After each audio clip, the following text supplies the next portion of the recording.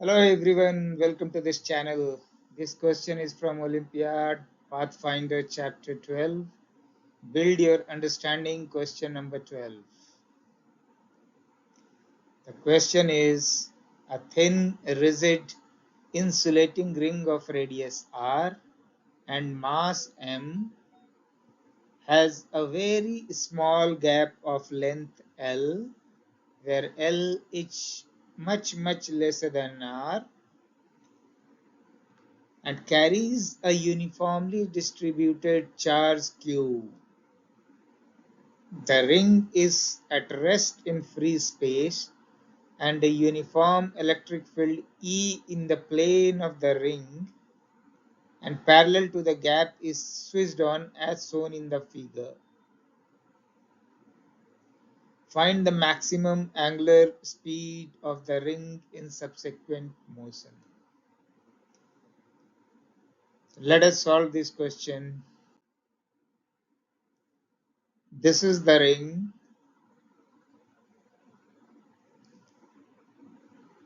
This ring is having radius small r.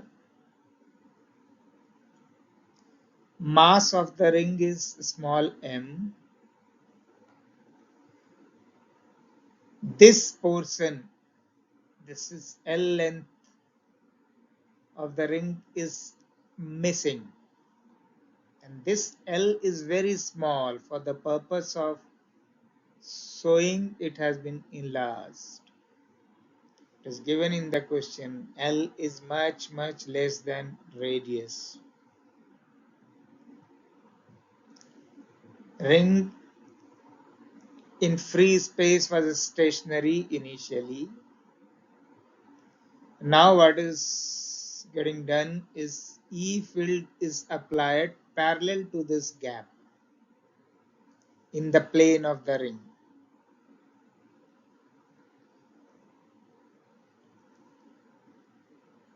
If the ring would have been complete without any gap, then due to the E field and being charged on the ring, the entire force would have been in the direction of the electric field. But what is happening here in this case of the ring? A small part is missing. So this portion will not be experiencing any electrostatic force. So you can just think of that opposite to this section is there with the charge, which we have assumed as delta Q. We have named it as delta Q. This portion will experience a force Fe, that is delta Q into E. But this portion will not be having any force because there is no charge over here in the missing part. So this will create a torque and the ring will start rotating.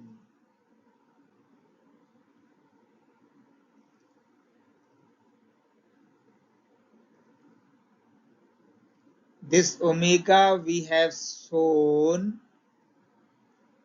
the angular speed of the ring at an angle theta. When this portion has come to an angle theta here.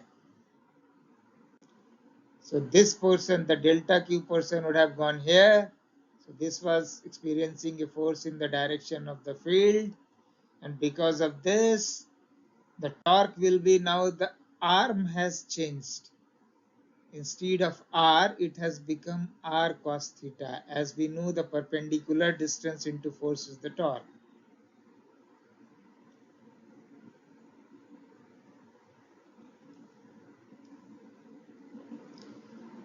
From here, if we assume a small angle d theta, that is limiting to 0 in the direction of rotation of the ring, Then under the influence of this torque, this will be the work done, that is equal to tau d theta. Now tau is, the torque is Fe into r cos theta,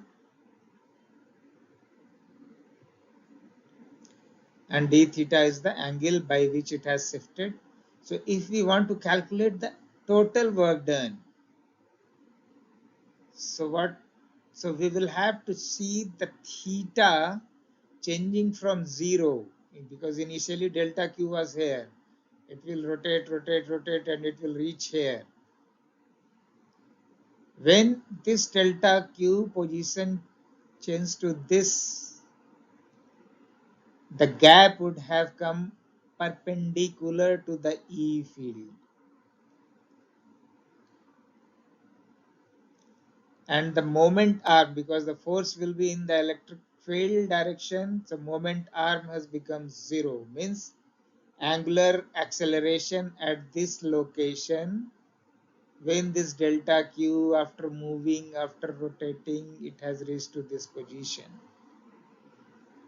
So from here to just before reaching here, there will be angular acceleration of the ring, but at this location angular acceleration will become 0. So it means from here to here, when the ring is rotating, angular speed will keep on increasing and it will reach to maximum over here.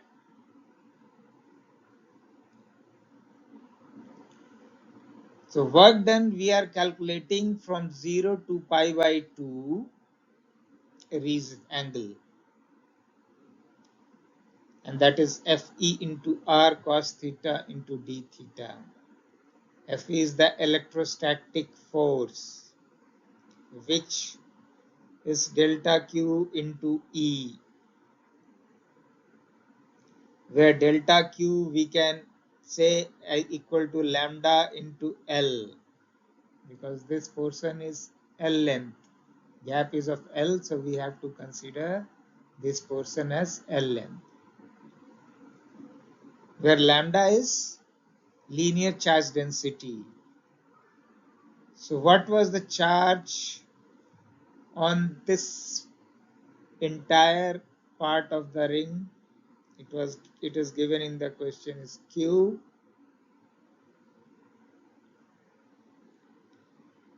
And what is the length of the ring from here to here? That will be 2 pi r minus L. And this L is the length of the dq. So delta q we will be getting this much.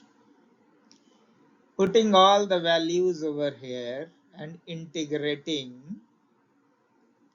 from 0 to pi by 2, work done we will get as QL into E into small r in numerator divided by in bracket 2 pi r minus L. This is equation 2. If you see, there is no dissipative force acting in this environment on the ring. It means the energy will be conserved. So from the conservation of energy, we can write this work done will be equal to the angular kinetic energy of the ring when it reached here. Omega max is representing the maximum value of omega at this location. I naught is moment of inertia about the center, and that we know is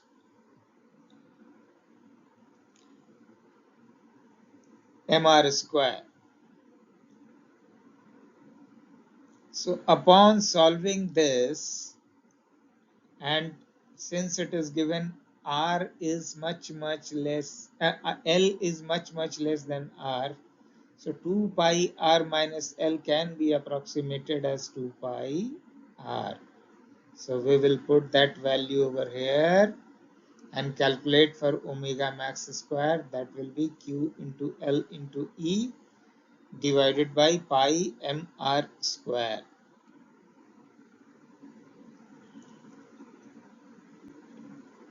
Hence omega max will be QLE divided by pi mr square in bracket, and whole thing is under root. So this will be the maximum angular speed the ring will achieve.